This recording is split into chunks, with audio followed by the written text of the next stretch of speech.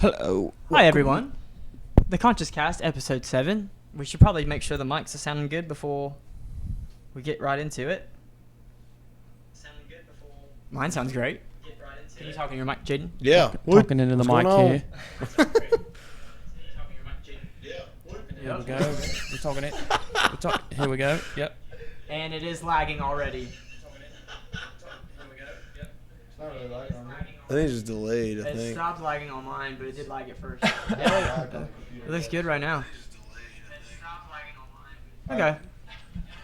All right, welcome everyone. We are here once again. We have some things to talk about, per usual. Who are you? I am Days. Who are you? Dude, I'm the Vanella boy, spelled with an E, not an I.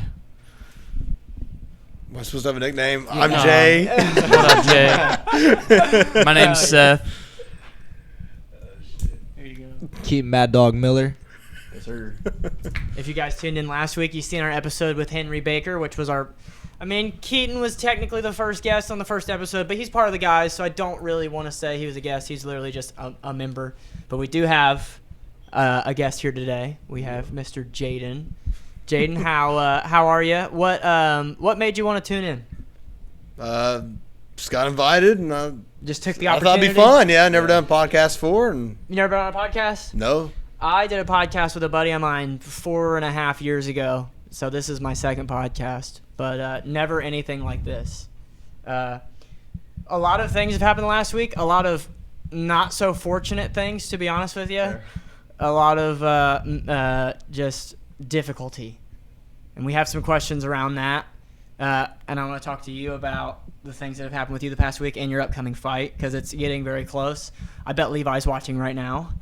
But, before we get into that, this kind of ties into it, but I want to talk about, on episode 5, the episode before last, we talked about our 3 biggest strengths, and then we were going to talk about our 3 biggest weaknesses, but we were at a loss for time.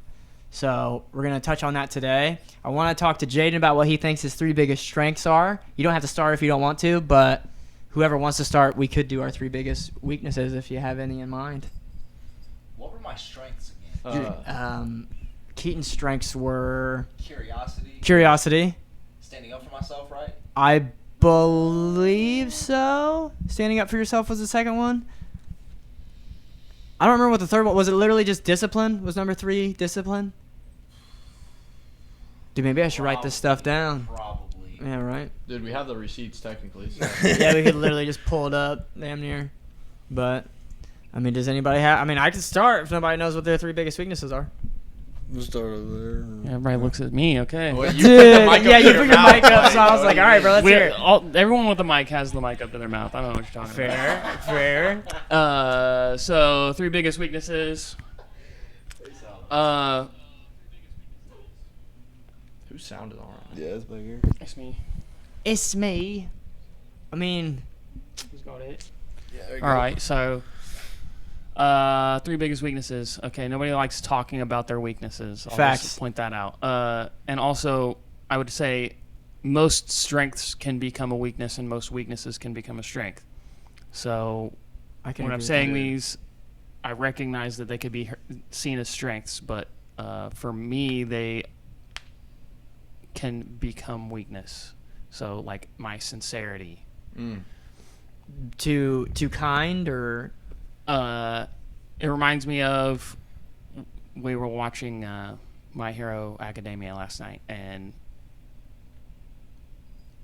Midoriya tells Bakugo that he got his power from someone else. And then All Might is like, whoa, you told Bakugo. He said that his sincerity was backfiring because he's willing to tell someone that is by no means should be trusted with that information, a piece of information that could be used against him. Because he's such a sincere person, he felt the need to do that. I think that I can kind of be the same way sometimes. I can be too sincere to people that are not being sincere. And they, take advantage of you? Right. Fair. It definitely feels that way. That's fair. And now I have to pick 2 more. So if you want to just hop around, we could do that. all right, That sounds yeah. easy. Because I already... I was gonna you say, got I one? got one too. One of my biggest weaknesses is women. I mean, I've spent a lot of time in my life like pursuing women like unhealthily because I was just lonely all the time. I would say it's not so bad now, but I'm still like running into the remnants of that kind of person that I was. So it's like still a weakness that I feel like I have. I feel like I let them like act a certain way and react to that in a way that I shouldn't. You know what I mean? Like I feel like I've learned a lot from like I want to say like last relationship, but it's almost like it's still not over kind of shit. Mm-hmm. You know what I mean? Situationship. I guess it's like if she's gonna come and hang out, it's like it's obviously not done. But it's like I was like letting her do things, and it would get under my skin, and then I would react to it, and then she just gets to keep acting like that and do that to me, and it's like I've learned a lot from that.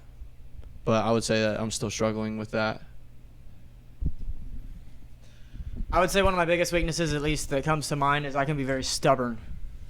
I can be very like, I won't budge on some things, and sometimes that things can get in my blind spots because of that, and I'll like refuse to even look in places where I should, and I'll create problems that aren't actually the real problem, and I'll overthink something that doesn't even exist. I would say that is one of my biggest weaknesses. Keaton, outside of the cage, weaknesses. Yeah, of course. Yes. To begin with, I would say just like one of my strengths, like you said, they become your weaknesses as well. So I feel like sticking up for myself sometimes, like I don't need to. Sometimes it's just normal shit happening, similar to the overthinking things, where it's like it's not even a thing, but it is to you. Right. So yeah, I feel like there's times when I don't really have to like stick my chest out and put my word in, but I just feel like I need to. I'm not even sure. Like, are you doing too much? Maybe, yeah. Fair. I would say. Like- Definitely talking too much. I feel like we've even talked about that before, to where it's like, say less. Mhm. Like, you don't need to say so much all the time. Fair. And I definitely do that. Damn, I was on the opposite end of that for a really long time. Not saying I would enough. never pipe up. I would just keep my mouth shut and just never say anything. Yeah. But I had to learn. So I'm on like the opposite end of that. Damn. What are some things that you have done too To help? to like get past that? Because I feel like that's a big hurdle to jump. Like I feel like talking less is easy because it's like, oh, I want to talk, maybe not. Fair. Just For like, some just people, don't it talk. probably isn't, but I hear you. Yeah. Like, Definitely learning how to form opinions on my own and not just making an opinion because someone that I like said it. Okay. I yeah. need to like think about the thing that someone is saying and be like, do I really agree with that, or am I just saying I agree with it to have a reason to say something? And it's like, if I disagree with it, usually people have a lot more to say if they disagree with something. So, Yeah, okay. and then that can get into something else as being very disagreeable, and being very disagreeable is just as toxic as being very Fact. agreeable. Yeah. So, what have you done to help you with saying less? Just fighting the urge, I guess. Like if I feel like even like with my girlfriend, if there's something that I feel like I need to say, just like trust in what's going on. Like if I don't see an opening to talk, then just trust that I don't need to talk. And Fair. just keeping it going. Do you guys know the word parroting? like spell it. Like the P-A-R-O-R. bird. Oh, okay. Yes, I have heard that. It's called parroting like the bird because it's like you're talking, or no, I'm sorry, someone else is talking, and you agree with what they're saying, and you'll just repeat it. Bro, where were we at that I was bringing up that somebody was doing that? It might have been Henry. Yeah, it was Henry. It was. Henry. Henry's good at that. Dude, whenever you would like say something, he would repeat it word for word. Right, and Like, you'll he would say something and you'll repeat it word for word, and then Right. that's the example of Yes. parroting. I was like, wait a minute. It's like you're saying, and I'm not saying it's always a bad thing. 'Cause Right. sometimes you're like, It's almost Just let it- enthusiastic. yeah, like you're just letting someone know that you're paying attention to what they're saying. Fair. And that you hear them and that you have something to add to it. But if you're doing it too much, it can be you're just speaking out of turn almost. Like you're just talking over them. Fair. Like they still have something to say, and you're parroting what they're saying while they're trying to talk. Right. Fair. What about you, Jaden? My first one would be being a people pleaser to avoid confrontation. That's a good one. I feel like a lot of people face that. Big time. Shit, I had to like get over that when we were at the pool with Presley.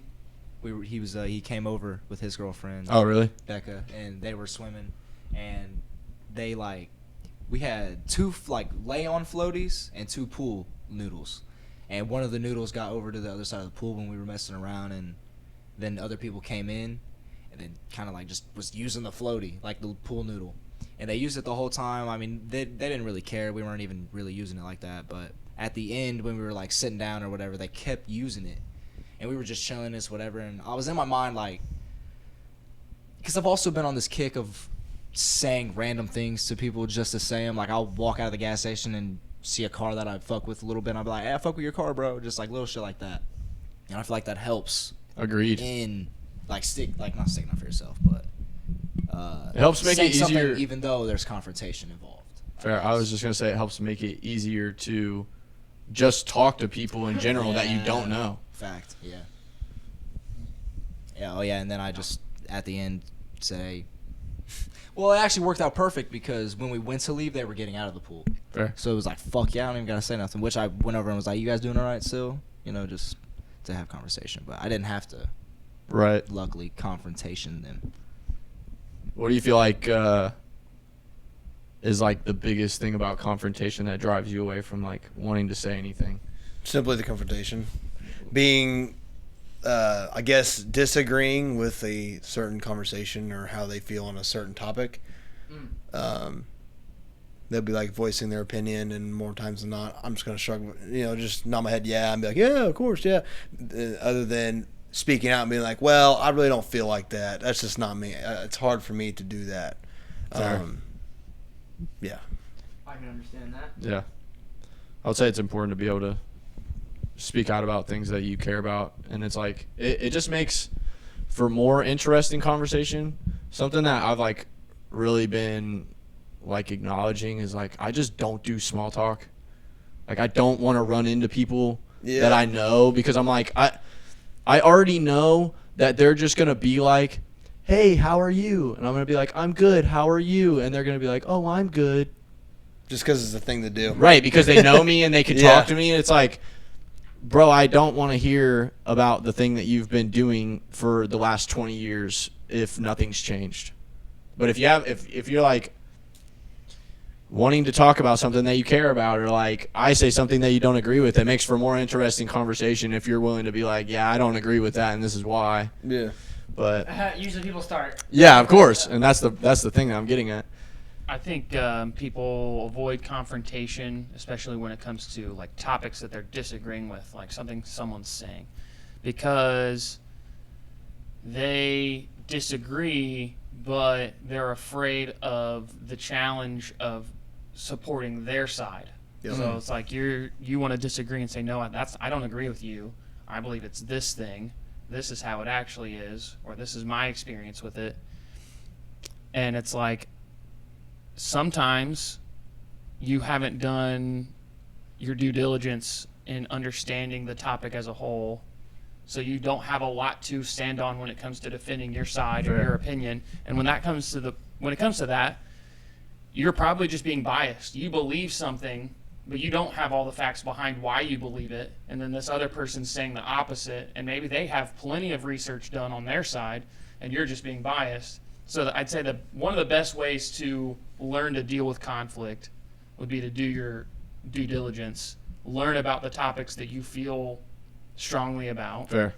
And that way, if you're going to have a conversation with somebody about it, if you both have done a lot of due diligence in why you have come to the conclusions you've come to, then it's not even going to feel as much like a confrontation, but more like a conversation. Right. Where you're allowed to just say, no, I don't agree. I think, honestly, this is the thing that's the truth. And you're going to have things to back yourself up on. But the less you have to stand on, the more you're going to want to just nod your head, because you're I don't even know why I just don't agree with what this person's saying. I just don't agree because. So I might as well agree for now. Right. Even though inside your head you're disagreeing. But if you ever encounter that where you're just nodding your head, I would say next step is to be like, okay, why did I disagree so much? Like, what Right. is the truth? And then I was wanting to say it, but I didn't want to interrupt the conversation. but just like no voice cracks allowed. Yeah. Like, clearly you're interested in this topic. Clearly it means something important to you. Dive into it. Figure out what you really believe about the topics you're feeling like that about, so that you can have deep conversations. It's funny because I have a perfect example of that. Do you remember when you were telling me about the people that would come into the pet store and they don't know what the fuck they're talking about, and then they're trying to do things that are going to be harmful towards these animals, and you don't agree with that? Yeah. You're like, no, you can't put them in this tank. It will stunt their growth. It will do these harmful things to them, and they're like, I don't care. Yeah. It's like, Damn. that's you confronting them. Right. It's you standing up for something that you're passionate about and you know a lot about because you have the facts to back it up, and you're like, this is why it's bad. Right. Or you're like, this is bad, this is why it's bad. Yeah. And when you don't have a lot of things to stand on, like Seth was saying, it's hard for you to even just be like, this is bad. And be Yeah. like, yeah. And it's like sometimes, okay, so let's say, like in that situation, you know what the best tank would be for this particular animal. It's Yeah. like, but you can't control whether they're going to listen to you or not. Right. The most you can do is, it's like, at least you know that when somebody came in there and they tried to do it wrong, Just a little closer to you. at least you know you didn't just sit there and agree. At least you know that you were like, well, I know the right way, and I'm going to say it, and you don't have to do it, but I'm not just going to sit here and let you do it and pretend like I think it's fine. I'm at least going to stand on what I believe. I would say, go ahead. The hardest thing was that I was trying to make the decisions for them, where what I was needing to learn was all I can do is give them the knowledge, Right. and they have to take that knowledge as they will, and hopefully they make the correct decision. But I was trying to force them to make the right decision. Fair. Damn. I mean, like, the best case scenario at that point is maybe they buy the wrong tank, maybe they have the animal, maybe they see the result that they made the wrong decision, and they're like, well, fuck, I fucked up. That guy was right. And now the next time, hopefully they learn from it and they change their ways. Like, Yeah. I mean, There is a lot of like value that goes into speaking about things like that, because it's like, for example, like what you're saying, where it's like, okay, maybe they go through with the bad choices and they see the result. Well, then they're going to have this little voice in the back of their head that the whole time was like, hey, remember this thing that you were told, and then you're seeing the results of what you were told was going to happen if you go down this route. It's like they're always going to have that. Yeah. Either consciously or subconsciously, they're going to have that in their like area of thoughts, and it'll register to them at some point. It's like maybe not even the first time. Maybe they get multiple and it happens over and over again, and they're like, why? And then they're like, oh yeah, that I was told why. Right. So it kind of implanted a seed in their mind. And I think, what the curriculum was to and do. I think there's a lot of value in that, because a lot of people don't want to speak up about things. They just want to let it go to the wayside. And like you guys were saying, it's not always that they're going to take your advice. It's like I don't say the things that I believe in because I expect every single person on the planet to be like, you're right, Noah. Yeah, whatever you're saying, that's the correct way to yeah, do we're all it. just going to Yeah. do that. Yeah, it's like I expect people to disagree with me. I expect myself to have to argue my points to be correct, but also maybe I'm incorrect, and I get the facts that it's like I had 99% of the facts, and the one fact that I was missing is the one thing that would sway me to the other side, I guess. So Honestly, I think this really goes into what I would say is my next weakness. hell yeah. That was a phenomenal segue. Thank you. I mean, it genuinely, because and it kind of goes into confrontation, but it's more like almost the hero complex, where you see other people, especially people you care about, and the more attached you are to a person, the more this is the case. It's like you want them to make different decisions for themselves. Right. And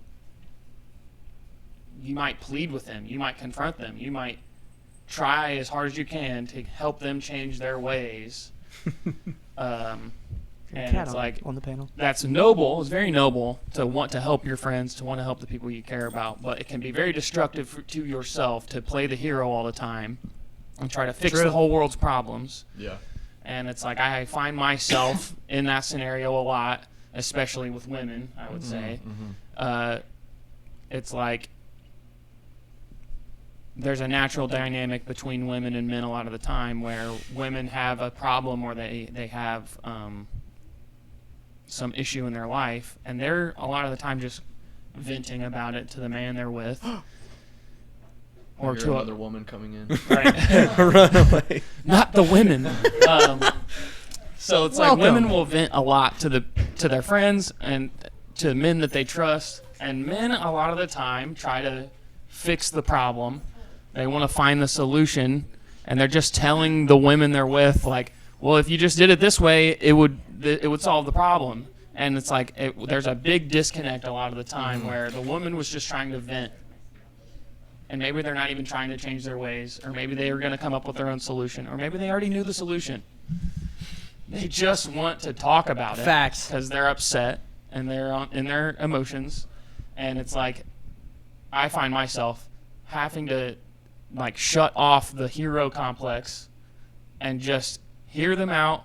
And I have to turn off my emotional reaction to like wanting so badly for them to just do what I would have done. Right. And just let it go, because it's going to be destructive to me if I attach myself so much to this person that I have to solve all their problems. Like, Dude, that was like the biggest issue I had when I was like dating Isabel. It was like, and that's what I was getting at earlier, which makes a lot of sense. It's like it was leaking into the relationship with Gabby still, because I'm like, stop doing this. This is dumb. This is hurting you. This is blah blah. And it's like, it's not that they want that. They just want you to hear them and hear their problems. And it's like Isabel would cry and complain to me all the time about her job and how much it sucked and the people that she worked with. I'm like, why don't you leave? Why just leave then? Get a different job. That was like my reaction every time. And it's like, that's not what she wants to hear. She wants to be like, yeah. She wants me to be like, yeah, that does suck. I hate that. If I was in that situation, I'd hate it too. Yeah. So you're saying she wants you to agree, but she doesn't want to hear a resolution. Like okay. What if she literally asks, "What do you think I should do?"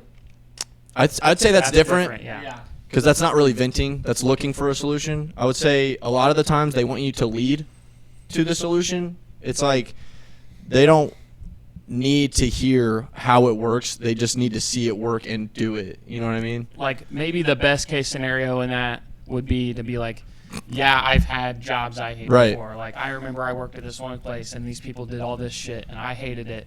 And it's like I just came to the conclusion I had to leave that job.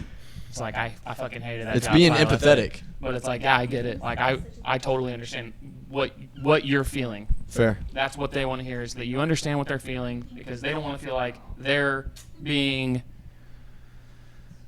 crazy, or they don't want to feel like they're being like dramatic. They want to feel like, oh, I feel these ways and it's legit. Like it's okay for me to feel this way. It's validated. Right.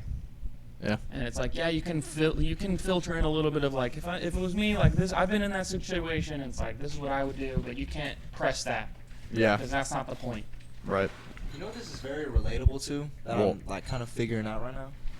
You know, like, I mean, you guys probably definitely relate to this shit. When you're playing a video game and like you're with your brother or whatever, and it's like a single player, and it's like, fuck, it's his turn, and you're just watching him and you're like, dude, why are you doing that? Like, you can't, Yeah. like, but they don't want you to they don't need answers. They don't want you to tell them how to play the game, bro. They just want you to watch. Well, That's all they need you to do is watch. That's another thing, is like, especially when that scenario, it's like they need to figure it out, because that's how they're going to learn. And it's like, and Jaden obviously knows this because he was like the butt end of this, but I was like real bad about it. It's like, I would get angry. I would get really upset that he's just like not doing what I'm doing. I'm like, bro, why are you not understanding this? Like, and it's like, I've also had to like really dial that back, because another thing about that is I've noticed, and I've played games before, like there was this one time I was playing a game with Shank, it was Dark Souls 3, and he had his sister's man had like fucking deep dove this game, so he knows everything, right? And I've never played it, so I'm like experiencing it, and they're like speed running me through everything. I'm not even experiencing the game. It's like I'm just following them around, hoping to not die. And it's like, what am I getting out of this game right now? It's like I had to learn, like, if I'm playing something with somebody, especially if it's their first time playing it, I want to let them just fuck up and figure it out. Like I've done that with you before. Yes. It's like I don't want to tell you what's coming, Right. so that you're prepared. I just want to like we've played a game called Baldur's Gate, and it's like there's a game mode of it where if your whole party dies, you just restart the game, and it's a long fucking game. But I'm like, I'm not gonna tell Seth that we're about to get into some shit. I'm just gonna let him walk in with no resources and understand that that's fucked up. Maybe Like these enemies are like way higher level than us, and we're gonna be fucked. Like, yeah, But it's like, and even if the person you're like seeing play this game is like getting really upset, it's like, this reminds me of a story I just told David. It's a little bit like, I feel guilty about this story, but I was very young. My brothers and I were playing GameCube. We were playing Alien Hominid. And there was another kid there with us. My mom was like dating a guy, and he had 2 kids, and his son was in this situation. And he was sitting closest to me. And I was playing Alien Hominid, and it's like we were taking turns. And it's like if I die, I'd get a little bit frustrated. So then when I'd play again, I'd had 3 voices in my ear telling me like what to do. Yeah. And it was like getting on my nerves. Of course. I didn't like it. I don't want to just, it's like I'm trying to stay focused on what I'm looking at and like doing the thing I want to do. And I've got 3 different people like just basically, and we're all kids. right. You can just imagine the scenario. It's chaos. And it's like, this happened again, and I literally turned around and smacked this kid in the face. Like, and I was like, immediately afterward, I was like, what am I doing? Yeah. But it was like just seeing red. Yeah. And it was just like, that's a big indicator of like,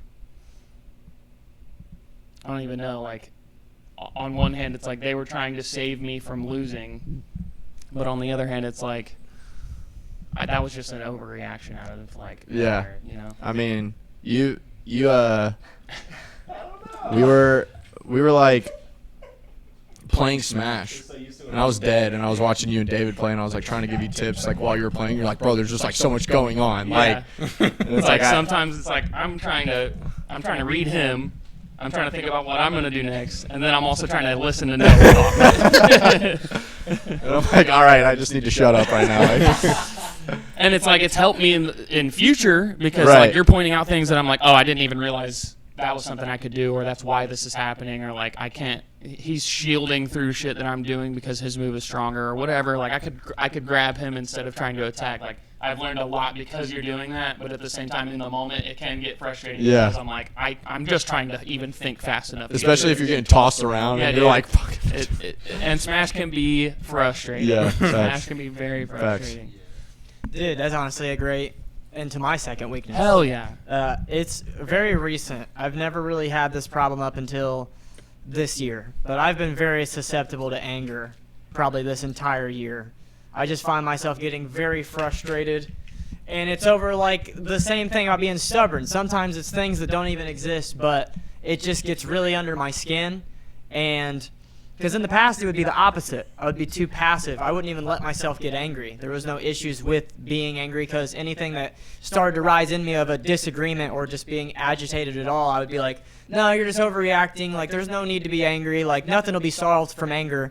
And then as I'm getting older, I'm realizing that if you're just passive and let everybody do whatever they want to do to you all the time, you're never going to get to do what you want to do.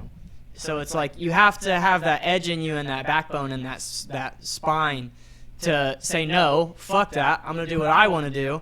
And you have to sit with a lot of, at least in my case, you have to sit with a lot of anger at times. It's really helped my, like you said, your weakness can become a strength. It's very fruitful for my writing. Angry writing is phenomenal writing because you're just like, I'm like looking up every word in the dictionary like, no, I'm going to get this exactly right. Like, I know exactly what I want to say. I'm fucking pissed. But in a normal situation when you're just with your friends, it's like you probably don't want to just be hot-headed all the time. You don't want to be getting irked by the smallest things like a cat knocking your phone off the... It's like you can get out what you want to say and the things you believe, and it doesn't have to be a Heavy. reaction to your emotions. Right. It can just be like genuinely what you believe, and you can be very like you're just standing solidly on facts that you know. Right. And this is just a new realm for me. I've never really let anger out, like, at least this consistently. I've never felt angry on a daily basis in my life. Fair. Other than, like, small portions of my life where I just needed something to change, and then I made it change. But there are a lot of things in life you can't just change like that.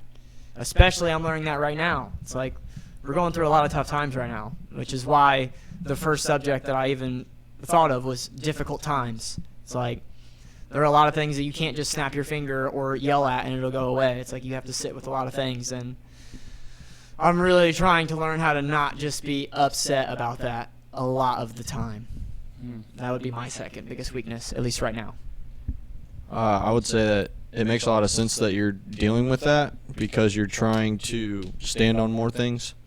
And I think with that comes disagreement, which when it's not regulated, it can come out more fierce. It's like that's what we were talking about the other day. It's like you were angry. So the emotion that's coming out is anger, but it's not like attacking. But it's still, if we didn't know you and you were talking to somebody like that, it would very much feel like you're just attacking them. I'm just like upset with you, and I want you to feel bad about it. Right. Is what it sounds like. Right, and it's like I think the more times that you confront things like that and stand on things that you care about, the more what's the fucking aimed the anger can be. Channeled. Yes, it's like you understand that certain things that need to be said. It's like I was letting some out in that conversation just because I'm like, okay, but there are things that are on my end that you're not hearing because I'm not saying them yet. Right. But it's like I'm also angry about this stuff, and it's like, and that's why people don't know how to take me sometimes because I utilize that in the way that I talk and the same things that I say and how I say them, and it's like it's just an emotion that every single human being has. It's just you can't let it go out of control. And I learned that from video games. And it's funny because Chase was the one that gave me the wake up call. Essentially, it was like he was like, I don't want to play with you because you just get so mad. It's not fun. And it's like true. It's like after it's done, I see that. I'm like, I wouldn't want to play with me either. Yeah. It's like I feel like it's important to understand anger and like utilize it in a healthy way. Yeah, it's like one of the most difficult emotions to like have a grasp of because I agree. It's like a drive and it makes you it gives you a motivation to make certain decisions. It's like in that moment, maybe those decisions aren't the best decisions to make or the one that would actually get you what you want, that you would end up being less angry because you got the outcome that's better. It's like being angry and making decisions in your anger that are irrational can lead you to having a life that will make you more angry in the future. It's like it can be very angering to not have the things you want in life. I wrote this thing. I said I need to be very aware of not wanting to burn a bridge just to see the flames alone. So it's like if you burn a bridge, there should be a good reason for burning that bridge. Right. It should not just because you feel wrathful and you just want to see everything fall apart, and that's chaos. You want to punish this person. Yes, and you want to see like the disconnect between us because it would make you feel so good in the moment. But that's only for like a literal moment. You're going to feel phenomenal for all of 5 seconds, and then you're going to realize that you fucked up bad, depending on how you did it. But anger's tough, bro. Yeah. It's the most dominant emotion. Because when you actually allow anger to take over, it pushes its way through sorrow and happiness and critical thinking. At the front. Especially critical thinking. It is pushed way back. And then once you take some time and calm down, then all those other emotions are able to come back. But anger is the most dangerous because it just blinds you of all the others. From a biological point of view or like an anatomical, evolution, physiological point of view, what's happening when you get angry, different emotions are triggered in different parts of your physical brain. And it's like when your brain is carrying out functions, it requires oxygen. Your blood has to flow to your brain. The oxygen is helping sustain electronic like impulses inside your mind. And when you get angry, they've literally like watched the brain waves shift when somebody gets angry, and it literally, the blood flow to your prefrontal cortex where your conscious mind is cuts off, and more blood flow goes to your cerebral cortex and your medulla oblongata. So you literally get more unconscious. You become more like an animal. That makes sense. It makes you reactionary. Because Anger's very impulsive. Anger is, it's so important for us to be able to survive in certain scenarios where we would be empathetic or just more like consciously emotional. It's so important for us to be able to cut off that empathy and be cold, hard, animalistic to keep ourselves alive. Like when somebody breaks into your house. Like when normally you would see LOL. the When somebody kills somebody that breaks into their house. right. It's like you see the recognizable patterns of a human being's face, and the average human being feels empathy for other human beings and would never just swing a fucking weapon at them. For no good reason. For no good reason. In order to be capable of doing Quite that, particular. our body is able to literally stop giving blood to the part of our brain that feels empathy for another human being and would stop you from swinging a weapon at them, and puts all of the blood into the part of your brain that's like, if I don't do this, I'll die, so I'm going to do this. Dude, the really scary thing is when you start getting pleasure from that part of your mind. It's like being wrathful and violent. It gives you pleasure. You almost feel like they deserve it. That's when you get into like psychopathy. Yeah. And also, you can be praised True. by others for doing the right thing and protecting others by killing someone.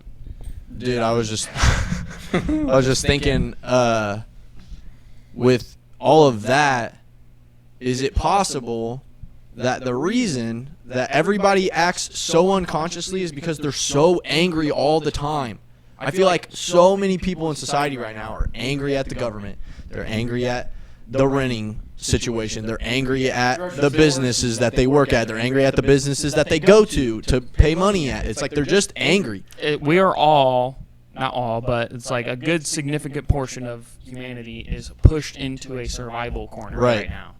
And it sounds conspiracy-ish, but I would say that that's very intentional. Of course. It's easier to predict the actions and the behavior of people in different scenarios. It's easier to manipulate people to do drastic things when they are put into a corner. Fair. Literally, it's like your brain functions differently in a higher risk survival scenario.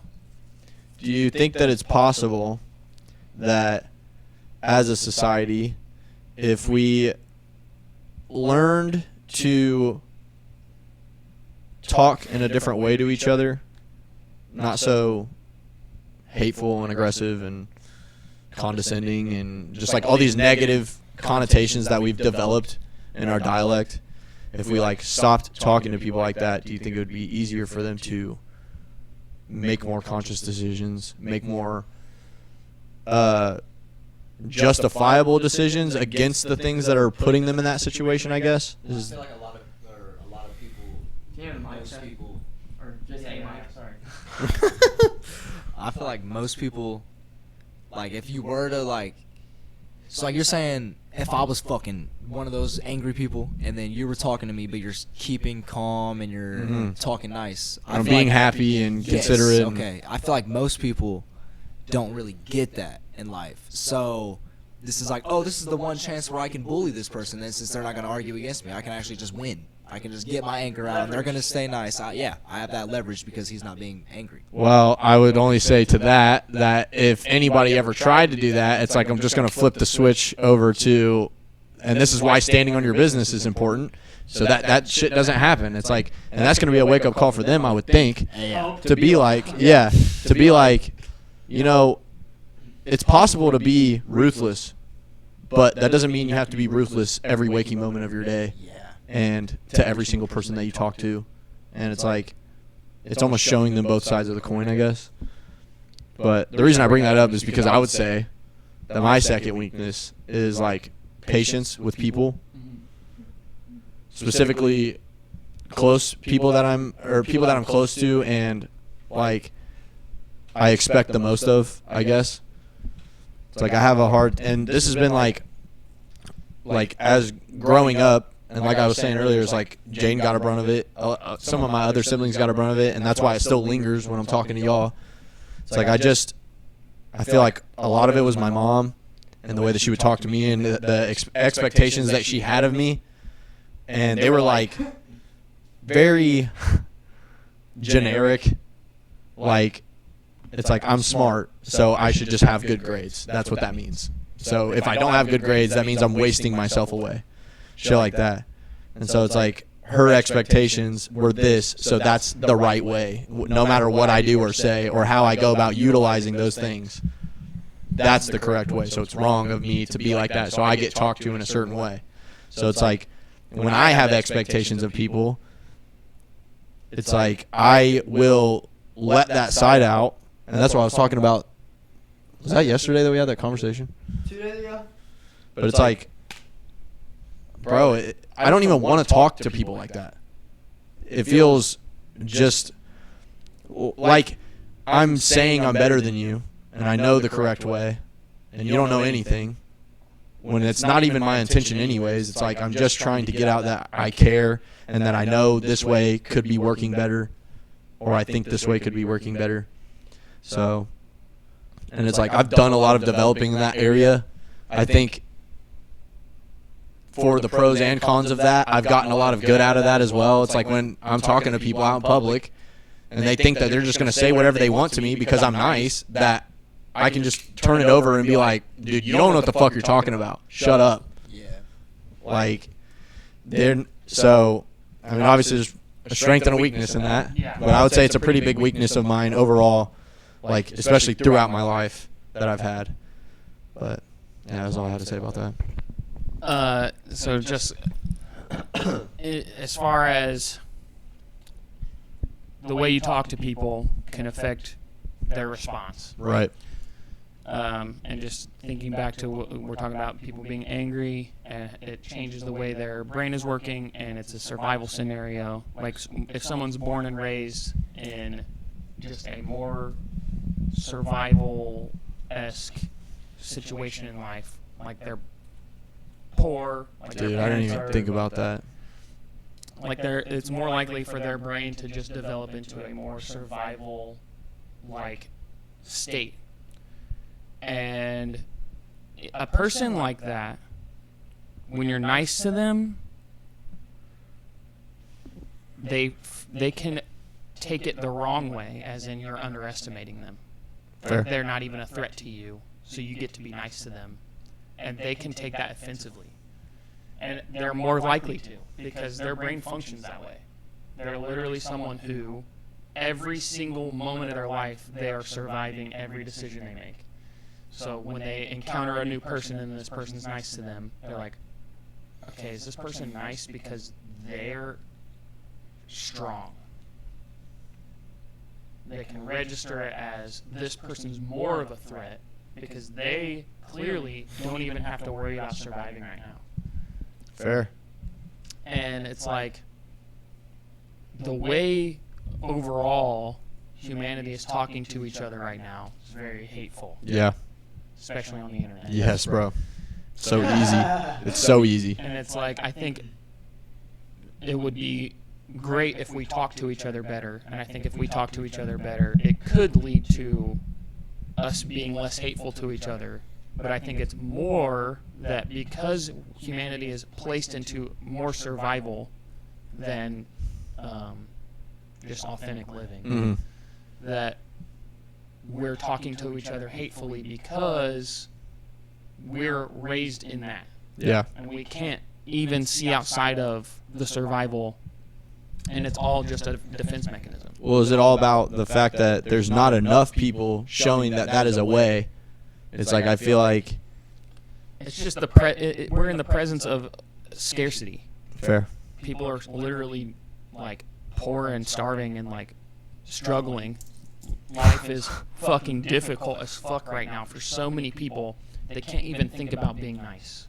Fair. They have to just always be standing on, like, they're just grinding and like everyone's competing. so everyone's the competition. So we don't have room to be nice to each other. I can't even think about that.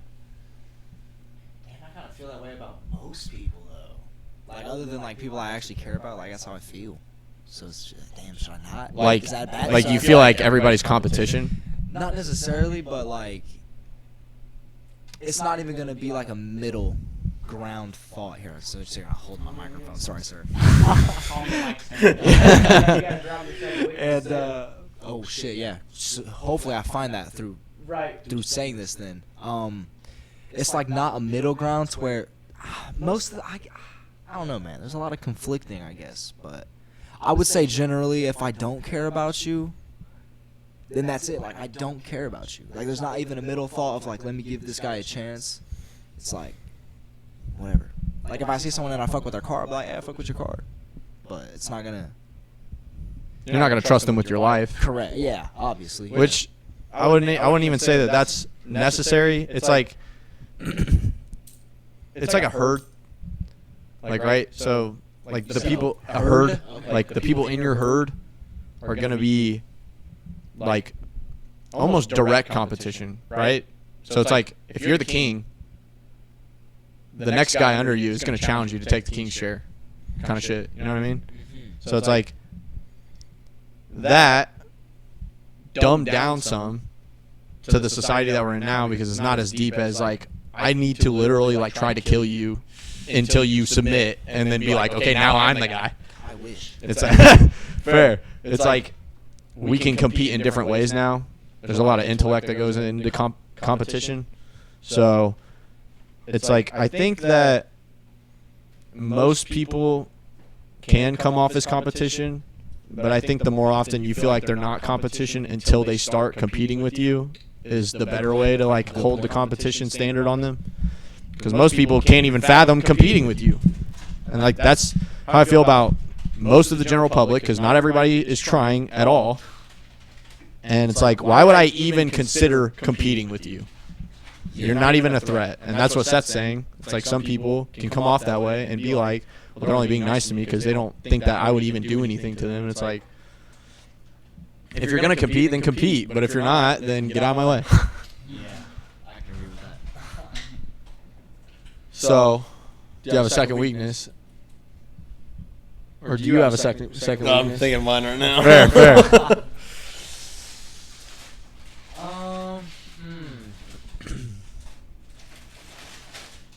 This is crazy. Dude, while he's thinking, I would like to let you know that I don't know if you've seen any of the thumbnails, but I usually I'll go through the stream and catch faces of people and cut them out, and then Seth cuts them out and puts them on the thing. So Alright. just be prepared for your face to be on the thumbnail. Hell yeah. I can't wait for that one. Yeah. Yeah. I'm excited to see what I find for Henry too. I haven't even looked at that one yet. Yeah. That one that just came out of me smoking. It was so funny. I was like, how the fuck? Yeah, I'm like a rabid animal. Yeah. Bro. He did talk a lot about anger, so. Vannella's hand popping out behind you is like the funniest thing to me. Like, Oh, I didn't see that part. like he's like Oh, stretching. shit. Dude, the video was just frozen at that moment, and I was like, all right. Oh, like you. Yeah, I was literally I like for like 3 seconds. selected just the heads, and I like put it through. Oh shit. I was just fucking with it, and I got it done, and then I was like, okay, I'm done. I want to fuck with this because Photoshop has a built-in AI generator. And I was like just typing in words. I was like, I just typed in silly, and that's like the word plus the image it already has, and it generates something out of that. And it was like something funny. I put conscious, and it only, like all 4 of our heads turned into the back of heads. Wow. And I was like, what is that? Because consciousness is like self-awareness. Mm-hmm. It's like being able to see yourself.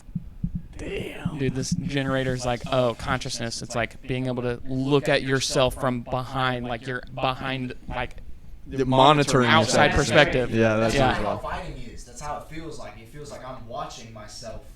It's almost an out of body. Yeah. Absolutely. It's like crazy to me that I type conscious in here and it's just like, oh, it's the back of our heads. Yeah, that shit is wild. Yeah. I would say my second fear would be, or my second weakness would be fearing moving forward, getting out of my comfort zone. That's a big one. I'd get a little comfortable, and I don't like to get out of that bubble, Yeah.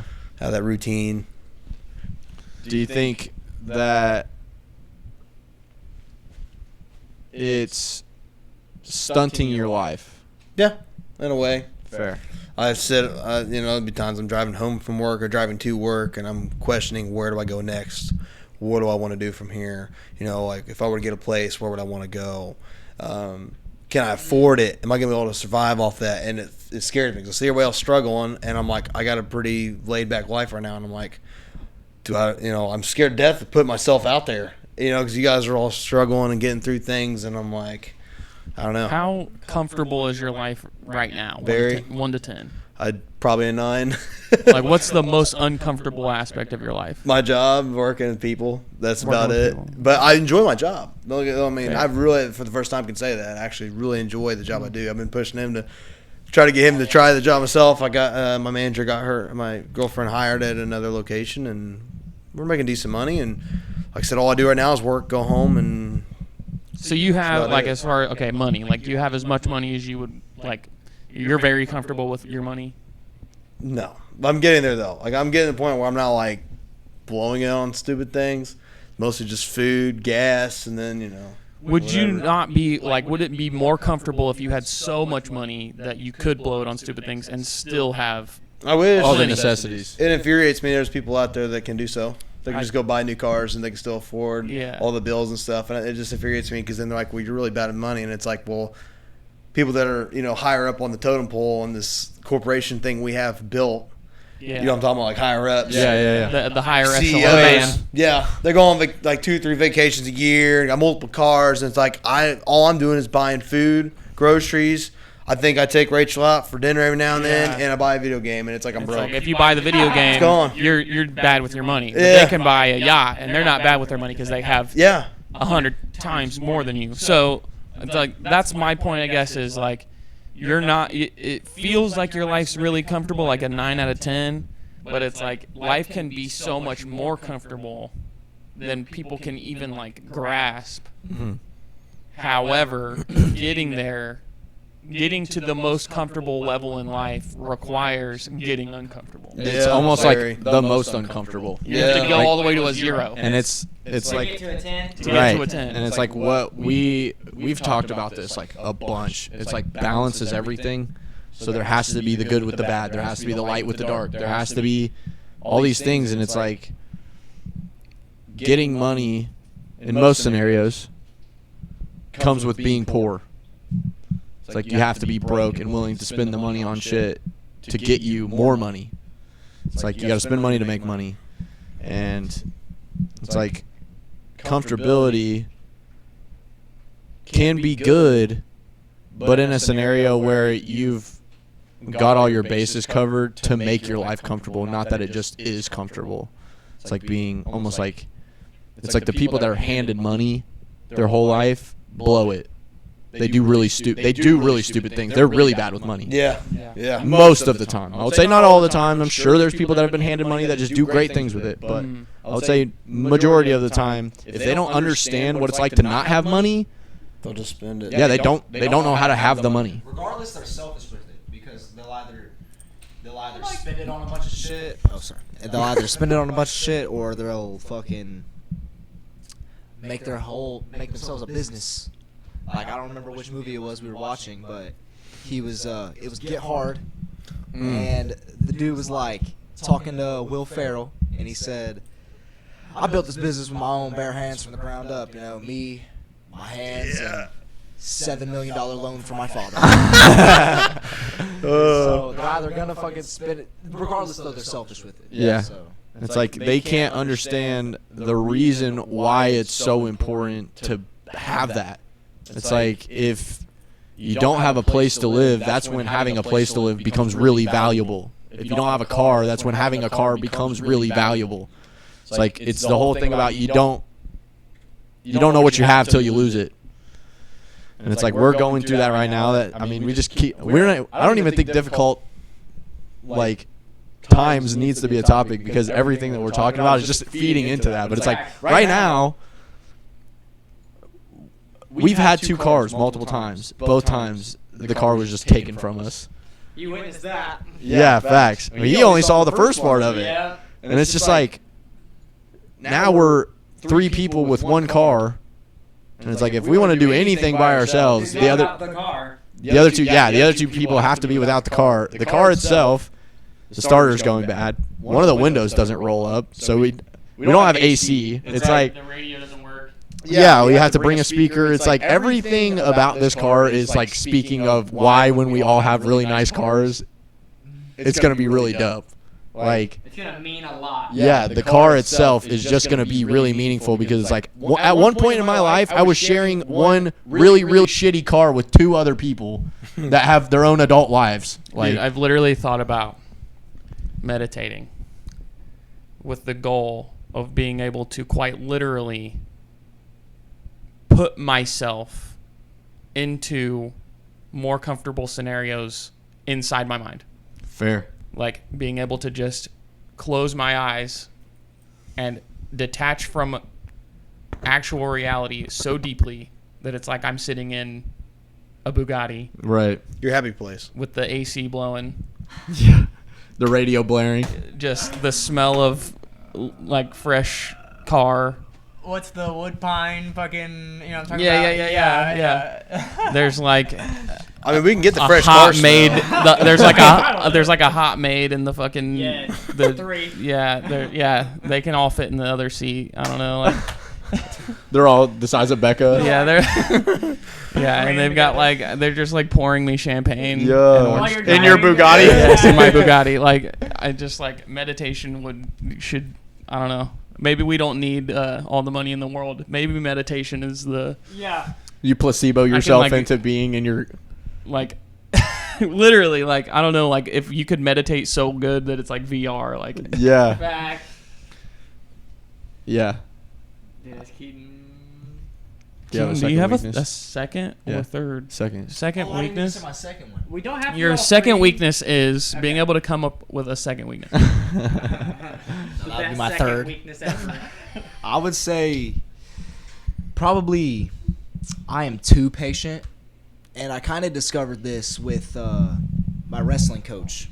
And he was saying like, dude, when you grab that You're good. single leg, like you need to do something with it, which is fucking stupid because I've been hearing these problems since I was a kid in wrestling, and the fact that I'm just now realizing that it's also a weakness in my life is absurd. But I feel like I'm too patient with things such as like starting a podcast. It took 3 other motherfuckers to be like, hey, we're actually starting a podcast. You kind of need to be a part of it, for me to be like, okay, we're doing it now. Fair. Instead of just like, because I know that I don't even want like a whole big setup to start something. I'm just using podcasts as an excuse. Like I know I don't need everything, because a lot of people think they need all this Right. to start something. I know I don't need that, but it might just be the confidence of knowing that I can get the shit done, to where I know that once that moment presents itself, it's gonna happen. Mm-hmm. Yeah, I mean, I would say we're dealing with like a lot of that right now, where it's like just doing it because like we had to get into refurbishing. Like we'd been talking about it for a long time, and it's like until we just fucking did it, it was like it was never gonna happen, and we don't need all this shit. It's like we feel like, and I feel like this is what most people do. It's like an overthinking thing of like, no, I can't do that because I don't have this, and I can't do that because I don't have this, and if I wanted to do that and I had this, I would still need this, and it's like you're just racking up the list of things that are making this progress more daunting than it needs to be when you just got to start at the ground level. It's like, so we were like, okay, what do we got to do? We're like, all right, we're going to get on Facebook Marketplace. We're going to look for free shit. We're just going to try and find shit that's for free so that we can do that, flip it, make money. Because we don't have any money to spend on this shit. So then we didn't really do anything with that. And it was like a month down the line, we're helping my grandma clean out her building, And this goes back into what you were talking about, where it's like you're kind of just getting yourself prepared for the moment to happen, and then you're doing it. Yeah. It's like we were cleaning out her building, and she's like moving all this stuff around. She's like, I got to get rid of this shit, blah, blah, blah. And it's like some of it's broken, some of it's old, some of it's just like literally sitting there, like doing nothing, having no value. And I was like, are you getting like rid of the stool? Like, she was like, yeah, I mean, I can't sell it because it was your grandpa Jessup's, which is my great grandpa. And I was like, all right. And I was like, can I have it? And she was like, yeah, you just can't sell it. And I'm like, okay, well, it's like I would like to refurbish this and make it new again. And it's like now we just have the things, and then all this other shit she's getting rid of. She's like, on the last day that you guys are helping me, we can load it up in my van and we can take it to your house and you guys can have it. So it's like we got this really nice desk, we got like this vanity like medicine cabinet, right? And it's just like now we have all these things that we can just refurbish. And it's like, okay, now what's the next step? It's like we got to go get stuff to refurbish this, or we're just gonna let this shit sit and pile up and be cluttered in our house. And it's like, I don't want that at all. Yeah, that's the last. So then it's like we choose to go to Sherwin-Williams because Seth knows that they have stuff like that there at least. We get in there. We meet this guy that's working there. He's actually the manager. Shout out to Mike. And it's like, dude, he knows all the information. Oh, right. Okay. And this is, we were talking about this with Henry. It's like, so we walked out with like $10 worth of sandpaper. And it's like, okay, now we're starting. Me and Seth just sanded the stool by hand, which sucked ass, by the way. It's not fun, especially because down the line, after we'd done it a couple times, Seth's like, fuck this, bro. So he went and bought electric sanders. Made the job so much easier. Yeah. Now we're like more on track. It's like, but until I was like, let's take this piece of furniture. It's like, it didn't start. We just had to do something. We had to do the first step. Dude, and I remember that day. It was like we were just zonked, bro. Yeah. We were like doom scrolling. Yes. And I was watching videos of this lady refurbish Yeah. because it's satisfying to watch. Yep. Which, by the way, you can watch videos of us doing refurbishing. Yep. Because we started doing it and we record it. And that's something we're getting into is the social media appeal of it. But we were just not doing anything, and we didn't have enough money. We were bored. All of us were frustrated. All of us were bored. All of us were like, I don't know. We've been in that state for a little bit. Yeah. For like, honestly, since getting pissed off at Olive Garden. Yeah. Like, and wanting to leave there. It's like we just want to get out of this situation without, number one, like, becoming a slave to something, without, number two, literally just like working ourselves so tired that we can't even think anymore and can't keep investing in like The things that we want to do. the music and the podcast and the conscious cast, like streaming, stuff like that. Like, we want to still have the mental and physical energy to do that, and we just need to make money. And it's like we've tried a lot of things. We're literally out here trying so many things. We've done landscaping. We've painted fences. We've cleaned pools. The list goes on. We've cleaned out a garage. We laid carpet. And we're taking videos of a lot of this stuff too, because we're trying to like advertise ourselves. We're putting in so much effort. Yeah. And we just want to see some results. We've made some money, but not enough. We're scraping by. We spent the literal last of our money to ensure being able to record this episode right now. Yeah, we had to buy some cables and equipment to be able to do this podcast right now. Of our own fault. Yeah, Right. It was our own fault, to be We fair, forgot it. but it's still a true fact. It's like we're putting in so much effort, and we're spending our money on it. We had to buy sandpaper. We had to buy sanders. The money we are making from doing landscaping and stuff, it's just going right back out the door because we have to eat and we have to buy sanders and we have to keep investing in ourselves. But it's like we're getting to the point where we're discovering what is going to make us money and what is not going to ruin our mental health in while the process. making money. And it's like, having done the jobs, I know what I would rather do. Dude, we cleaned that nasty house. My God, like, bro. I know the jobs I would do, and I know the jobs that it's just not for me. It was like so mentally taxing. I've never done anything like that. Part of me in my feels life, like bro. it's a weakness in a way to not to see it that way, to see it Right. like that's a job I'm not going to do. I could do it. I did it, but I'm not going to do it because Right. that's not what I want to do. But it's like we were getting into this refurbishing thing, and it's something that I've just seen all of us go back to more than once, even though it's not making us money that day. Right. It's like the fact that we're willing to go back to it more than one day in a row, and it's not even making us money right now, that tells me it's something sustainable. Right, dude. It's like I woke up and the first thing I thought about was like, dude, I want to just go work on the stool Yeah. for like a little bit before we go. It's a little bit enjoyable. You know? It's meditative. It's just relaxing, bro. Yeah. It's a little bit difficult. Right. And I would say that's another thing. It's like a lot of people don't want to put in like physical labor for things, and that could even be like, it's like time spent feels mentally taxing. That's why I like feel the way I feel about cooking. Fair. But it's like, I wanted to talk about you saying the thing about doom scrolling, because I don't know if I said this on the podcast. We were talking about our strengths, but I think that one of my biggest strengths, or one of the biggest strengths that I have, is like noticing like when the world is like speaking to me. It's like when you were doing that, I verbatim was like, this feels like a sign. Because me and him were just literally sitting in the living room just fucking mindless. I was like, I hate this. I'm so bored. I'm just on my phone for hours. And Seth was like, dude, I'm watching this like refurbishing thing. And I was like, dude, this feels like a sign. Yeah. And then we just got up and we set everything up in the living room, and then we just did it. And it was like, okay, now we're on track to doing that shit. And if it's anything like what other people who do this are saying, because I've been watching the videos, right?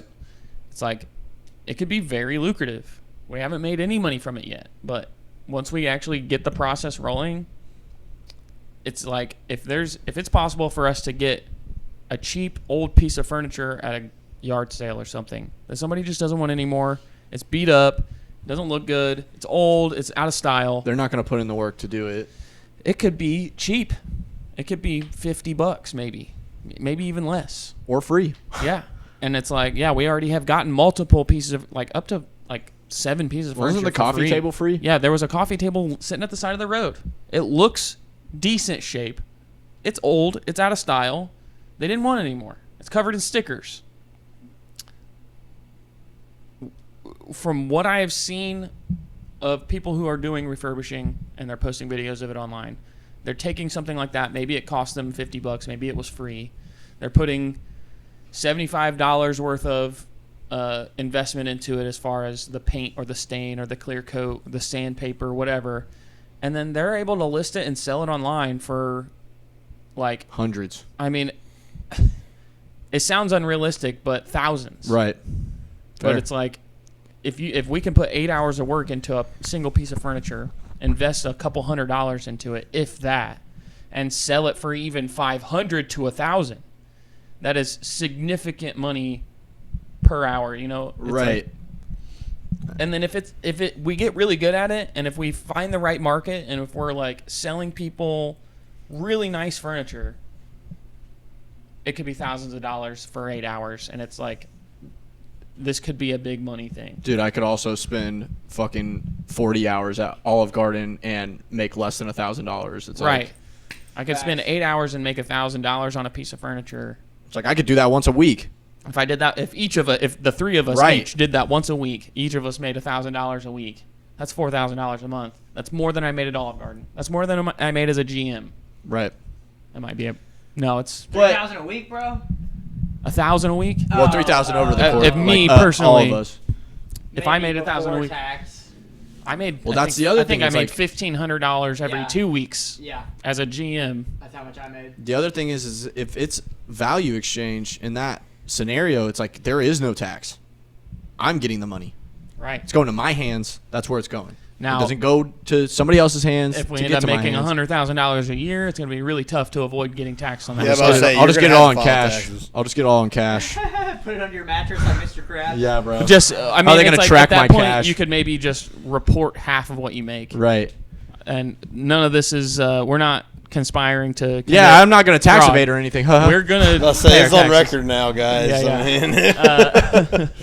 I mean, it's a common thing. People know that, like, tipped workers right. will not necessarily report all their wages. Bro. It's technically illegal. You're not supposed to do that because you're not getting taxed as much. It's so funny that you bring that up because I have a real vendetta against people that complain about like not getting tipped. It's like, well, it's like the thing is, first of all, you chose that job, so you know what you're getting into. Second of all, you agree to the shit wage. And third, the customer is not required to pay your wage because you accepted a smaller wage. That is on the employer. That's on the tip culture. And the fact that you're getting upset about it shows the issue in itself. There was this girl on my Facebook today, and she was like, if you don't have enough to tip 10%, first of all, if you're going to tip it all, you better be fucking grateful because they did not have to do that. They could give you $1, and it's better than getting $0. And that was another thing, like, that comes with mentality for sure. I learned that at Domino's when I was delivering pizzas. It's like all these people around me are like, oh, I don't want to take that delivery. They only tip fucking $2. I'm like, fuck, I'll take the delivery. I get $2 tip plus mileage, plus my hourly, and I get to sit in my car and listen to music. Like, fuck that. It's like I'm making the money regardless. It may not be a lot, but it's more than zero. And it's like if you're going to turn down tips and then complain about the amount of money you're making, you're just being a bitch. And the other thing is like, they were like, if you can't tip 10%, blah, blah, blah, blah, blah. I said, and this goes into a lot of the things that we've talked about like over this podcast. I said, the customer is not required to pay your wage. That's all I said. I wasn't like, you stupid fucking idiot. The customer is not required to pay your wage. Are you fucking dumb? Oh my God. And it was like, she came back at me like attacking me. She was like, well, you're the kind of people that don't know what they're talking about and you can just shut up. Your opinion's for the birds, blah, blah, blah. And then she turned around and was like, I'm not required to pay an employer. I'm not required. And then she like got down through that rabbit hole where she was like, I'm not required to pay employers. And then she was like, honestly, the problem is the government. And I was like, okay. I responded to this, which I don't usually do, bro. I'm usually just want to like let people just fucking get it out and then move on. But I was like, okay, regardless of the fact that you were attacking me right there, the point is that tip culture is the problem. And you're making that point by saying the government is the problem because they're allowing this. And also, you 100% are required to pay employers if you want to go do business at their establishment. That is the whole point. The value exchange is you pay money to get their service from them. That is what it is. But it's like all these people that are crying about tips and how much they don't make and how it's the customer's fault and they should never come to this restaurant if that's the case and blah, blah, blah. It's like they're already paying for the food. Which is inflated now. Right. I won't disagree with that. I'm already asking more now. And it's like, I'm not taking away from whatever is going on, but what I am saying is until people stop working in that environment and just complaining about it and they just stop doing that job, it will stop happening. You will start getting, because the other thing is like, as much hate as I have for Domino's, the one thing that they were doing correctly was they were paying their tipped employees a wage. I was making like $11 an hour plus tips. Mm-hmm. So, bro, if I'm taking 20 deliveries, I get mileage on every single delivery. I get a tip on every single delivery most of the time. It depends. And another thing that goes into it is your attitude. So if you hold this attitude of like, if they tip me 10%, I'm going to fucking be pissed. And then you're pissed at your next table that might tip you 50%. It's like it doesn't make any fucking sense. But the point is like, you have to stop feeding into that shit if you want it to change instead of just crying about it on Facebook. And also, if somebody is giving you a gift, which is what a tip is, which is why we shouldn't have to be taxed on it, be grateful because that's what you were asking for anyways. And if you're not, then get out of that job because you don't need to be there anyways. There's 2 points I want to make. First of all, it reminds me of a table that I took at Olive Garden. And everyone around me, I was new there. Everyone around me is sorry to cut you off real quick. It's 5:55. I don't know like what kind of timing you need to be on. Yeah, I know. I looked and I was like, all right. I believe like 10 minutes before. So like 6:20? Okay. So I was new at Olive Garden. All the people that had already been working there, they're like, oh, we know this table. And it was like a big party. It was like 10 people. And everyone's like, they're not going to tip you shit. Good luck, blah, blah, blah. Sucks for you. And I was just like, money, baby. You know, like I just treated them fantastic. And this table that everyone who had ever taken this table for was telling me, like, they tipped me $1. They tipped me nothing, blah, blah, blah. They tipped me change. They tipped me $70. Yeah. Really? Yeah. Because I didn't go into it with the mentality of, this is going to be a waste of my they're not gonna time. tip Fuck me. these people. I was just like, okay, these people are eating dinner. I'm their server. I'm going to give them the Seth service that I give to every other table. Yup. And it's like, I believed in the job I was doing. I took a lot of care in what I was doing because that's how I do things when I do a job. And it's like, I got rewarded for it, and I'm going around telling people, like, yeah, they get tipped me $70. They're like, what? And I was like, yeah, it's because I didn't treat them like shit. Like, I don't know. I did. Yeah, you didn't go to the table to give them $1 service. Yeah. Now, I will also say that I've said to David before, and this is not my second point. I've said to David before that if I go to a table and I get the sense over a few interactions that they're not nice folks, I typically don't keep giving them great service because I already know it's not even about me. They're not going to tip good. Yeah. I do don't- want just to say mad. though, because like we're what's the word? Introvert. Me and her are very introvert. Like we just dined in, and we're just not real chatty with the waiter. Yeah, yeah. But like I still tip good. Yeah, like So I yeah, can you tell- get, Well, that's different. yeah, I can tell when someone's just kind of quiet. Which that I do they're say usually thank nice. you and all that. Yeah, and so. it's like, bro, if every time I brought you something to your table, you're like, Yeah, I get you. I get that. it's like I'm not gonna be like, oh, these are I've the had people that are people just tipping me like $50, People are right? just like, this is Yeah. the salad. Right. I'm like, You came here. yeah, is there something wrong? And they're like, I didn't know there was going to be tomatoes in it. And I was just like, Pick them out. I asked Yeah. before you even, every single table, I'd be like, is there anything you don't want in the salad? And Right. like, if they're like, I don't know what's in the salad, I'll literally list everything I put in the salad. Like, I don't know. But either way, my second point is, if we don't want to work at jobs where we don't get paid enough money, we have to quit. Yep. If you don't get paid enough tips at your job that you make $2.13 an hour at plus tips, don't get mad at the people tipping. Get mad at the fact that there's a job that even exists that's allowed to pay you $2.13 an hour. Quit that job and go get a job that pays more money. And it's not to say that I think anyone who's doing the job of a service industry worker should get paid bad, and if they stay in that job, they deserve getting paid bad. I want those businesses to fail.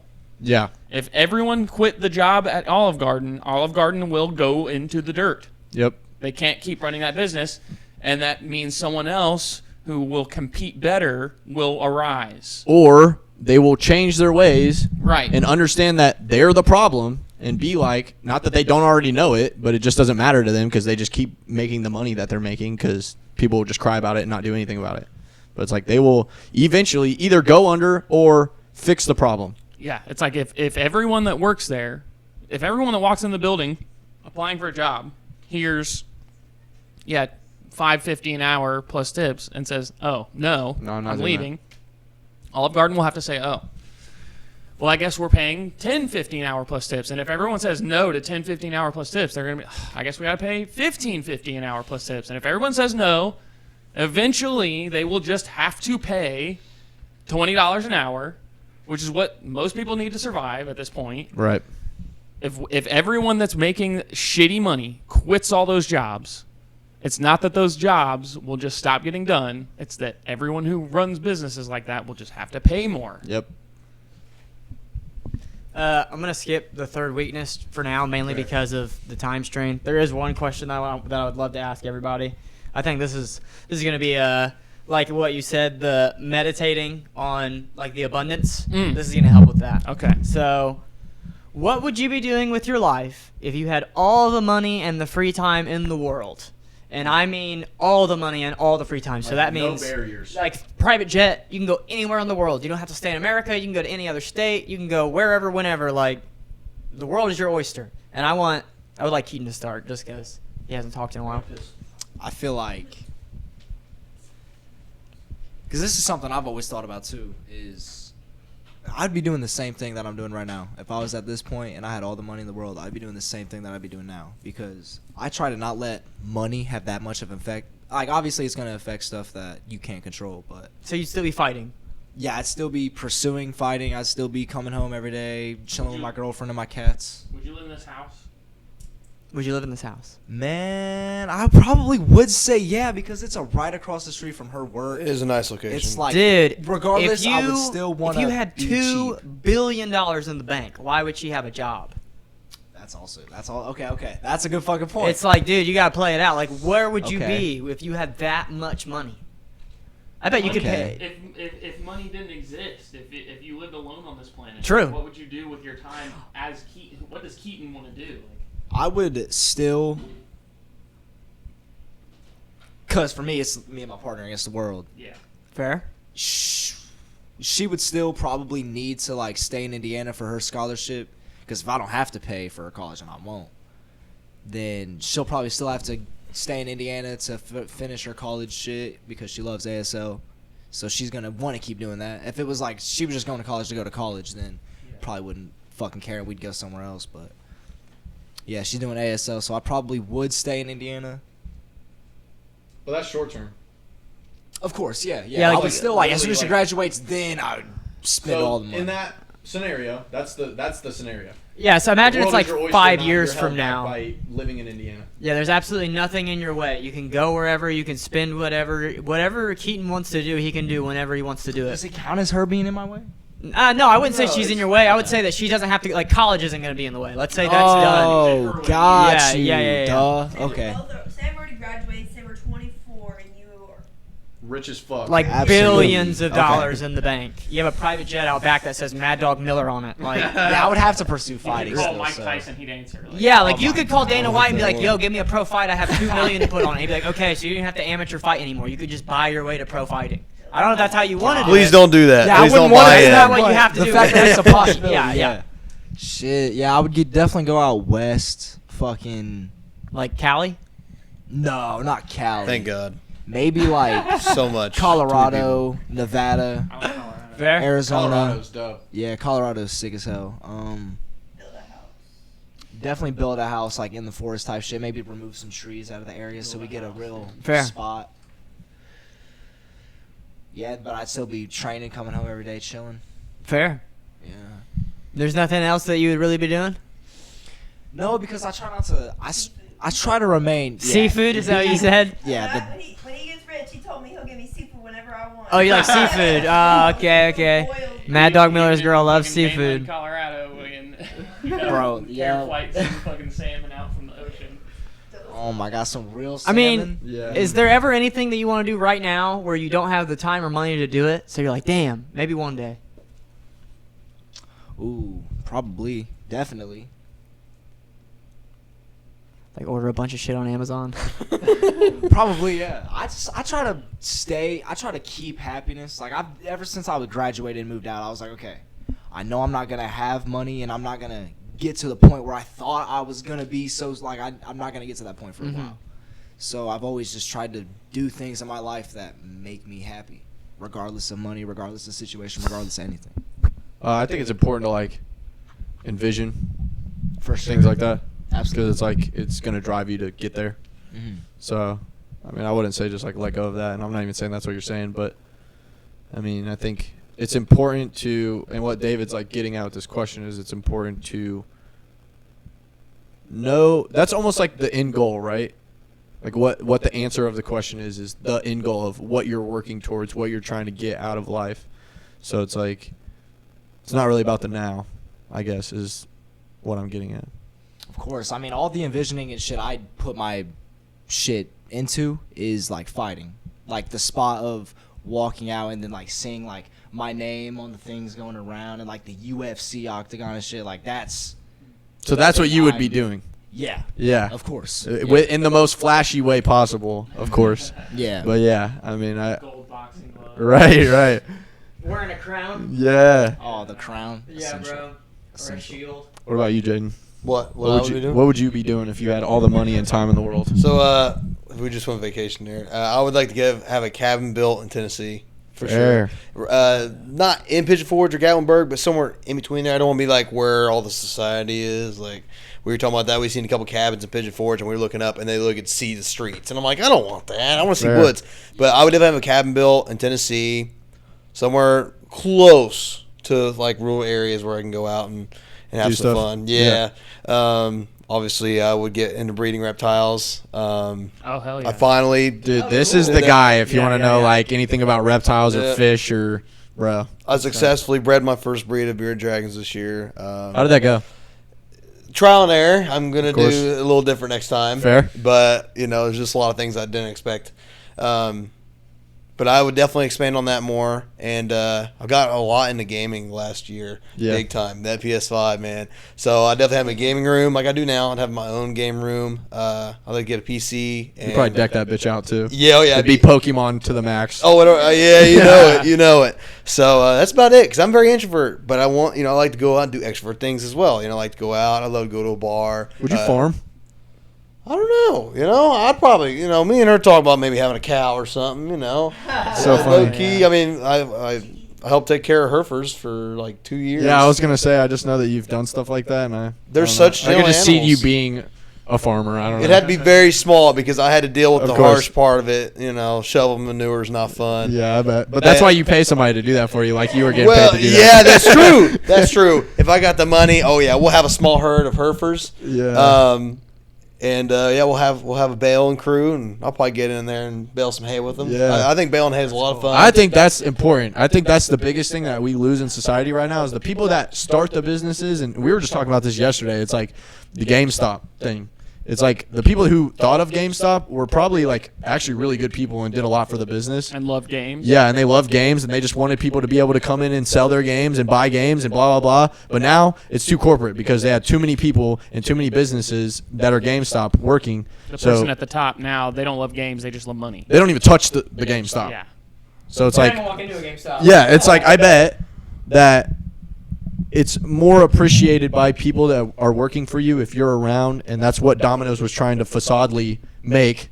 They were like, oh, the people that are running your store, like Chris would come in every so often, but he would come in like, what, once? And that's Chris. Dude, Chris is the franchise owner. Who the fuck? It's like, Right. I met the CEO of Domino's, the corporation, one time. Right. It's like, I never even met him. I And was there longer. he came to Chris Slater's franchise, and he walked into one of the Domino's in Chris Slater's franchise, Inglewood. That's it.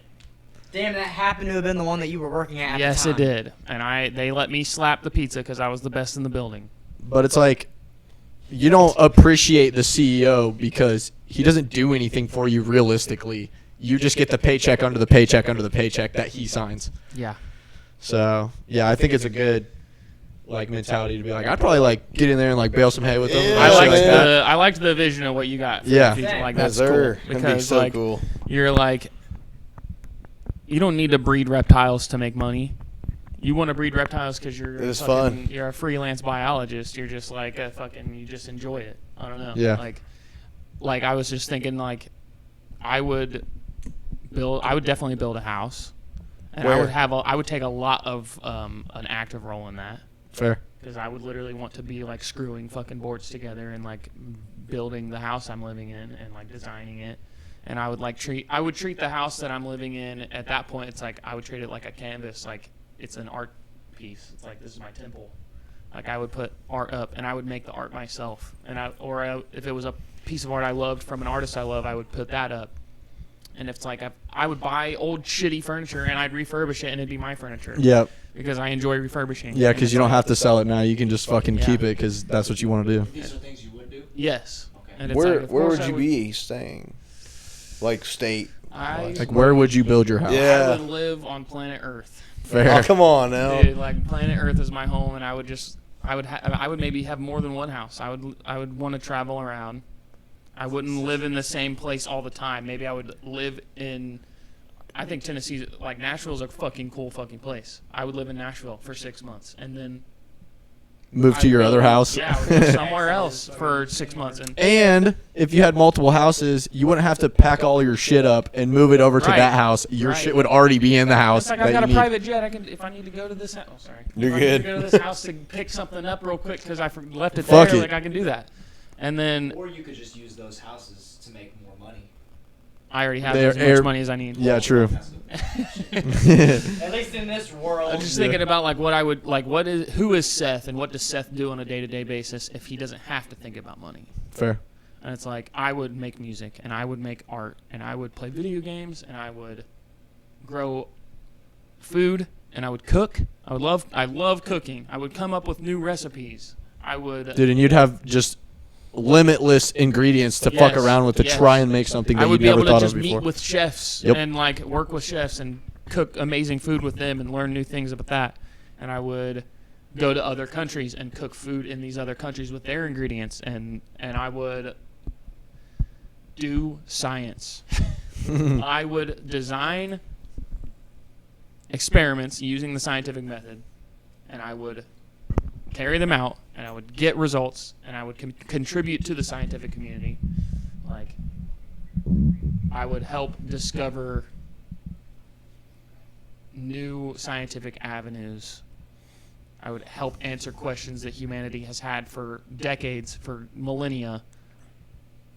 I would help come up with new answers, help us further our understanding of the world, of the universe, of ourselves. That's what I would be doing. Fair. What would the Vanilla Boy be doing? I'd probably be world touring. I love performing. I think that's something I'm probably going to do for the rest of my life. I'd be making music for sure, because that's just something I enjoy, and I think that it helps me a lot with like just clearing my mental, and I like to think that it helps other people too. And then I would build a studio, a really nice studio. I would probably have like a gigantic house, at least one. I would want like one big ass house that like we could all live in. That's the opposite of the apartment.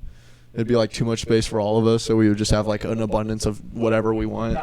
Like we have a home gym, we have a fucking studio in the house, we have like 5 kitchens, like shit like that. I really want that.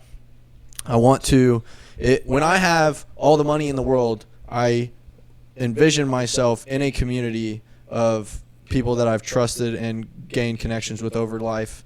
It's like I see us all just like living in a community in our own individual houses, where we all have a pool that we take care of, and we have a garden, and we have like all these things that are sustaining the community itself. I know you'd have a basketball court. Dude, I would love to have a basketball court. Dude, me and Jaden tear that shit up, bro. I'd have a bowling alley. Dude, yeah. And then like a whole ass fucking arcade shit. Like I would just have every single game system that there is. I would have every single game system because I've always wanted that. Trying to think of, I would get season tickets to some basketball team. That's a genius one. I didn't think about Yeah, that. I would love to have that and see every playoff game.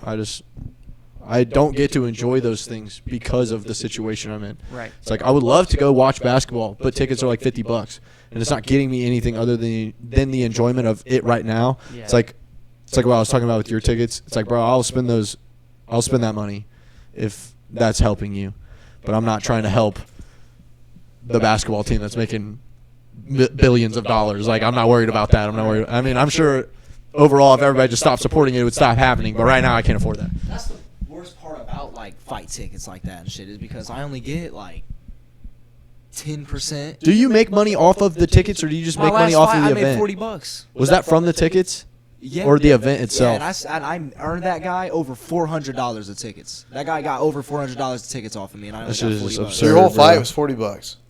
Anyone? I mean, And I had the most views. David, how much did you pay to get in? I paid $50. So David paid $50 to get in, and Keaton didn't even make he that. didn't even make that. David, No, we ever get another deal for that? It's based on promotion. Man, I mean, when he pulls, they're charging a room like full of 10,000 people and he's the main event, yeah, he'll get paid more money. But That's the only way. He'll be the main event soon enough. man. David, what would you do? There's a lot of things that everybody else has said that I would do as well. Like, Right. I would have probably a bunch of properties in a bunch of different places. I would say I would live. I would at least have a house in Japan too. That was the last thing. Japan, that's the, okay. I'd probably Japan's have cool. mine in a bunch of different countries, especially if I got it like that. Probably a whole bunch around the U.S. just so I can just relocate and go wherever, whenever. isolate wherever you. Right. I could have a cabin in the woods if I wanted to. I think that would be a dope spot to like write. I would. A studio in the Yes, woods, bro? Yes, I would have a bunch of things catered around things that I like, such as writing. I would love to have a room dedicated to writing. When I think of a place to write, I think of like a balcony where I can just see a lot going on, whether it be in a public place or not a public place, just either nature or a busy traffic spot down below with a bunch of buildings, skyscrapers. Like, I could write on either or.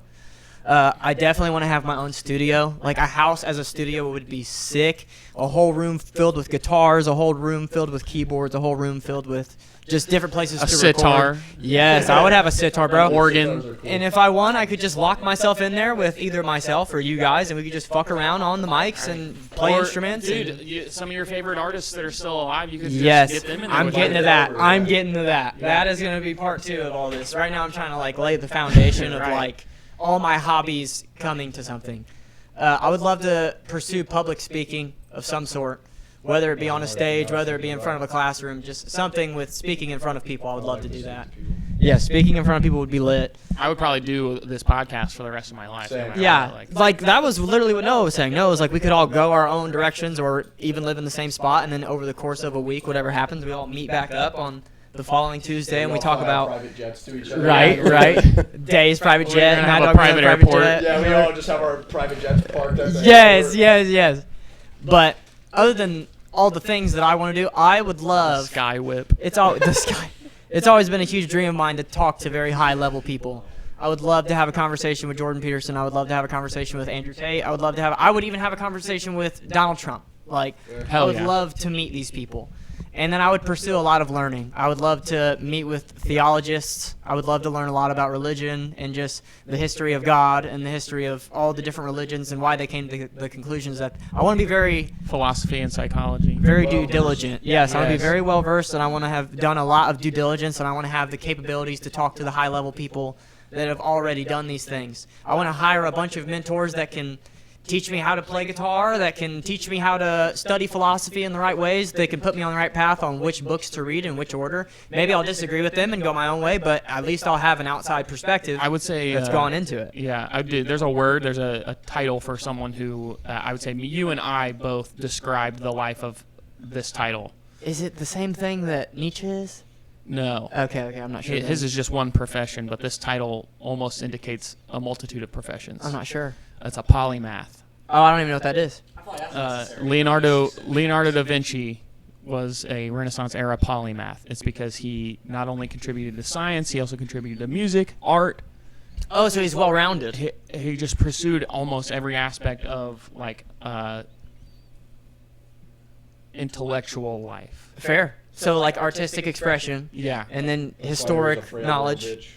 Wait, Wait, what did you what? say? That's why I was a frail little bitch. You're talking about? He only went into intellectual. That was it. Oh, yeah, true. Yeah, I wouldn't say he was like a fitness guy. Like, I didn't even mention this. I would love to learn how to fight. Yeah, I would do train fitness and stuff, fighting. too, yeah. I would learn Muay Thai. I would learn kickboxing. I would love to learn all these things. Get very mind to muscle. I just want like after I die, when they write about me, I want them to call me a polymath. That's all. Fair. Polymath is a dope. I You didn't heard even it know what here that was. first. Yeah. But I think we're out of time, guys. Well, we have 2 minutes, so I guess that's enough time for an outro. I am Days. I am the Vanilla Boy, spelled with an E, not an I. I'm going to give you my thumbnail. This has been Jay. I'm Seth A.M. Cute Mad Dog Miller. Hell yeah. Thanks for watching, guys. We appreciate you hanging out. Think about what you would do if you didn't have to worry about money. Facts. Wait.